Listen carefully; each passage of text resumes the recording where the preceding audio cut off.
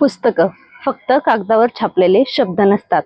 ती वेगवेगळ्या काळाची, संस्कृतीची, विचारांची आणि अनुभवांची दारं उघडतात.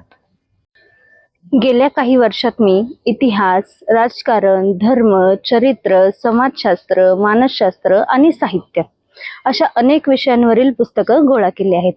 त्यापैकी काही पुस्तकं खूप प्रसिद्ध आहेत, तर काही अशी आहेत ज्यांच्याबद्दल फार कमी लोकांना माहिती आहे.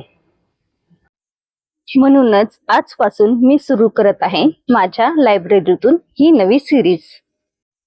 या सिरीजमध्ये प्रत्येक भागात आपण एका पुस्तकाची ओळख करून घेऊ.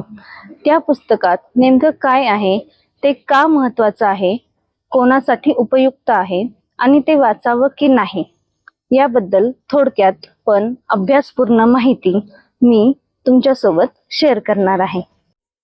जर तुम्ही वाचनाची आवड जोपासत असाल, नवीन विषय समजून घ्यायचे असतील किंवा पुढचं कोणतं पुस्तक वाचावं याचा शोध घेत असाल, तर ही सिरीज तुमच्यासाठीच आहे.